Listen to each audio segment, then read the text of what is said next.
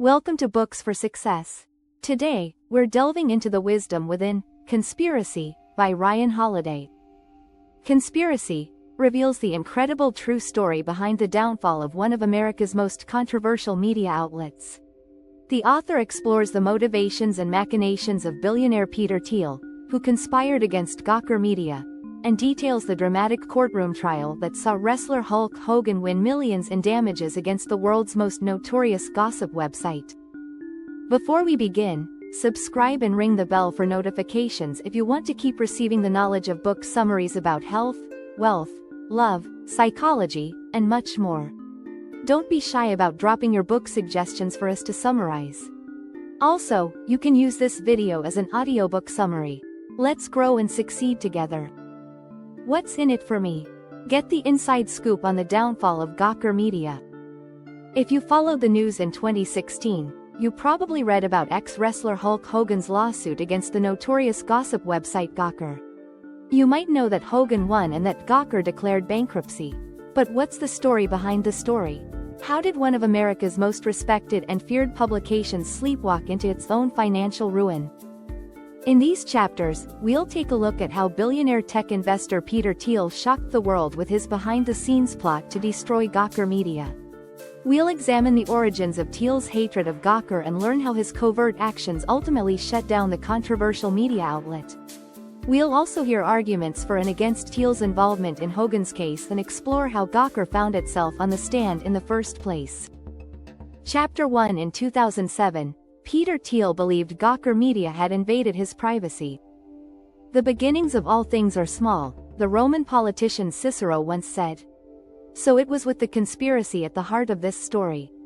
That small beginning was a blog post published by a gossip website in 2007, which outed a tech investor named Peter Thiel as gay. Just 400 words long, this post is the genesis of a conspiracy that cost millions of dollars and lasted over 9 years. To understand why this post was so significant, we must first learn a little more about both its subject, Peter Thiel, and its publisher, Gawker Media. Let's take a look at Peter Thiel first. In 2007, Thiel was already a wildly successful entrepreneur. Having made his fortune as a founder of the online payment system PayPal, Thiel had also gained recognition as Facebook's first major investor. Despite coming out to his friends, family, and colleagues, Thiel was still discreet about his sexuality in 2007, preferring to keep it a somewhat open secret in Silicon Valley. Indeed, when it came to any aspect of his personal life, Thiel was intensely private. Now let's examine the website that published the blog post. This website was called Valleywag. Though it was billed as a tech news site, Valleywag took its editorial direction from its parent company, the notorious gossip website Gawker. Both the Gawker and Valleywag websites were owned by an Englishman named Nick Denton. Denton's background may have been in the tech industry, but his true interests were secrets and gossip. Specifically, exposing other people's secrets via his websites in the name of entertainment and transparency. Whose secrets? Particularly those of the rich, powerful, or famous. Using an army of young, hungry writers with a gift for witty yet contemptuous writing, Denton encouraged his bloggers to expose and ridicule public people and institutions they felt were hypocritical or hiding something. And audiences loved it. By 2005, Gawker and Denton's other websites were making $120,000 in monthly advertising revenues. By 2012, Gawker's revenues were close to $40 million. However, for all of Nick Denton's media savvy, he gossiped about the wrong person on that day in 2007. Chapter 2. Gawker's outing of Peter Thiel was just another example of their boundary-pushing journalism. On December 19, 2007, Peter Thiel's hatred of Gawker began. This was the day on which, under the headline, "Peter Thiel is totally gay, people," the Valleywag website outed him. But why did Thiel care so much about this blog post? And was it really the only reason for his hatred of Gawker? To appreciate the depth of Thiel's loathing for this company, we must recall the social context of 2007, as well as examine some of the other stories Gawker published around that time. Looking back now, it might seem anachronistic that a gay man would want to keep his sexuality a secret. However, in 2007, the world was a very different place. It would still be another 5 years before Obama endorsed gay marriage, and it would take Hillary Clinton another 6 years to support it. In other words, the world was much less tolerant of gay people and their rights. When Valleywag outed Thiel, he took it as a personal attack on his right to privacy. And Gawker Media's assaults on Thiel's private life didn't stop there. Later that year, Valleywag published more blogs about Thiel, including one naming and picturing his boyfriend. In fact, Gawker Media's articles about Thiel in 2007 and 2008 would garner a combined 500,000 views. Suddenly, the quiet and private Thiel was all over the internet, and so was his sex life. Although Gawker's treatment of Thiel might seem harsh, this sort of behavior was completely unremarkable for it. In fact, Gawker Media was quickly building a reputation for its willingness to run stolen material and publish anonymous leaks. In 2005, it had published a stolen sex tape of Fred Durst, the Limp Bizkit frontman. Gawker writers prided themselves on saying and publishing things that more traditional media organizations wouldn't dare. What happened if one of Gawker's victims tried to fight back? Gawker would mock them even more, secure in the knowledge that it was protected by America's stringent free speech laws. After learning more about Gawker's shock tactics, Thiel began calling Gawker the MBTO, short for Manhattan-based terrorist organization. And he quickly became convinced that something needed to be done about these fearsome, seemingly unstoppable publishers. Chapter 3 Attacking Gawker was difficult, but Thiel had a lot of resources to dedicate to the task. Between 2008 and 2011, Peter Thiel considered what to do about Gawker Media and its propensity for publicly embarrassing people. But how could he hurt them? Almost nobody had ever fought the American media and won. As an old saying goes, never battle anyone who buys their ink in barrels. In other words, don't pick a fight with journalists. Sure, Peter Thiel was a billionaire and remarkably intelligent, but his friends were sure that Gawker Media couldn't be brought down. So what made Gawker so untouchable? First, America's First Amendment, that is, its free speech laws, gave journalists almost bulletproof legal protection against anyone wishing to prosecute them for saying something unsavory. Another problem was that Gawker Media couldn't be shamed. If Thiel had entered into a war of words with its founder, Nick Denton, and called his company out for bullying, Denton and his writers would merely have written even more inflammatory material about Thiel. In fact, they would have thrived on the drama and publicity of a feud with a billionaire. Lastly, Peter Thiel couldn't simply buy Gawker Media and change its editorial direction. It was an independent company, answerable to no one except Denton, and Denton was in no mood to sell his media empire. However, Peter Thiel was not a man to give up easily. In 2011, he finally came up with a strategy to destroy his nemesis. Along with a young business associate, known to the author only as Mr. A, Thiel hatched a plan to set up a new company, a company with only one aim. Presided over by Mr. A, this shell company would secretly recruit investigative journalists and lawyers. Their job would be to sift through thousands of Gawker articles, looking for evidence of illegal wrongdoing by Gawker. Importantly, Mr. A and his team decided to look only for wrongdoing unrelated to freedom of speech laws. Why? Because cases like this were notoriously difficult to win in the American justice system. However, if Gawker had put a foot wrong in any other legal area, Peter Thiel wanted to know about it. If their investigative team could find something that would stand up in court, he and Mr. A planned to sue Gawker into oblivion. Chapter 4 Hulk Hogan's privacy case against Gawker was the opportunity Thiel had been waiting for. As Mr. A and his team reported back to Thiel on everything Gawker had ever published, Thiel became more convinced than ever that Gawker needed taking down. There seemed to be no lows this gossip website hadn't stooped to and gotten away with.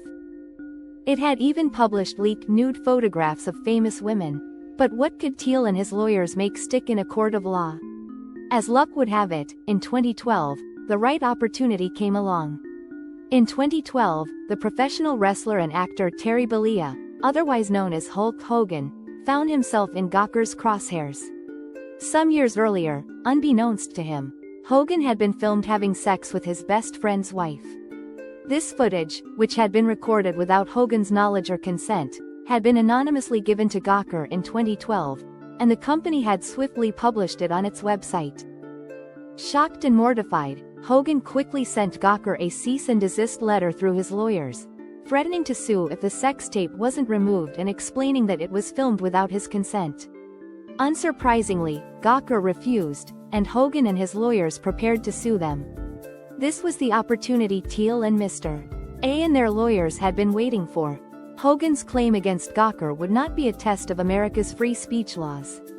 Instead, Hogan's case was that Gawker Media was guilty of not respecting the wrestler's right to privacy. Though this difference might seem subtle, privacy laws and the right to free speech were two very separate legal concepts, and as it was easier to challenge on the basis of privacy than free speech, Hogan might just have a shot at winning. Keen to pursue the first real opportunity to attack Gawker, Mr. A contacted Hulk Hogan and asked if he would be interested in suing Gawker with the financial backing of an unknown third party. Thiel wanted his interest in destroying Gawker to remain a secret. If Gawker discovered his devious intentions, they'd come after him with the full force of their vitriolic rumor mill. Who knew what lies they might make up about him and what the damage to his reputation might be? Luckily, Hogan did not care about knowing the true identity of his new benefactor. At that point, his only concern was to get the sex tape removed from Gawker's website. Peter Thiel was suddenly much closer to getting his day in court with Gawker. Chapter 5 Gawker didn't see Hogan as a real threat until it was too late.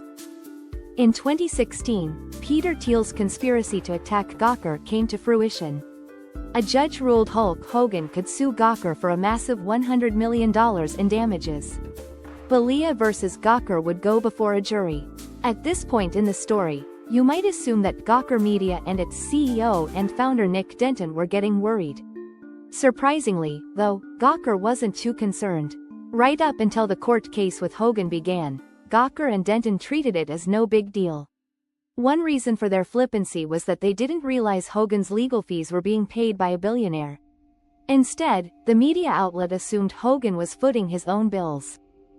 Heavily insured for the cost of its own legal fees, Gawker calculated that Hogan, who was only a single-digit millionaire, would not be able to afford to fight a lengthy court battle. Consequently, Denton and his lawyers believed Hogan would eventually settle the case out of court for a far lower sum than $100 million. Unfortunately for Gawker, they were wrong. When Gawker finally did offer to settle, just as the case was about to go to court, it offered Hogan $10 million and no apology. With unlimited financial resources at his disposal, Hogan turned down the settlement in disgust. Perhaps inevitably, Gawker would pay a heavy cost for its previously blasé attitude. Once the trial of billionaire vs. Gawker finally went before a jury, Gawker quickly found itself on the ropes. It hadn't considered the fact that the case was being tried in Florida, which was right in Hogan's backyard, far away from the metropolitan citizens of New York City. This Florida jury was made up of local citizens who revered their local icons, among whom Hulk Hogan was certainly numbered. When Gawker Media's lawyers tried to argue that all the snarky articles and leaked sex tapes were gestures of free speech, their arguments fell on deaf ears. All the jury saw was a popular local hero being dragged through the mud by sarcastic, cruel hipsters who might as well have come from another planet. The verdict? In March 2016, the jury found in favor of Hogan, awarding him $140 million in damages. Thanks in part to Peter Thiel's scheming and perseverance, it was all over for Gawker. Chapter 6 Hogan's case bankrupted Gawker and resulted in a media backlash against Peter Thiel. What do you do if a court orders you and your company to pay $140 million in damages?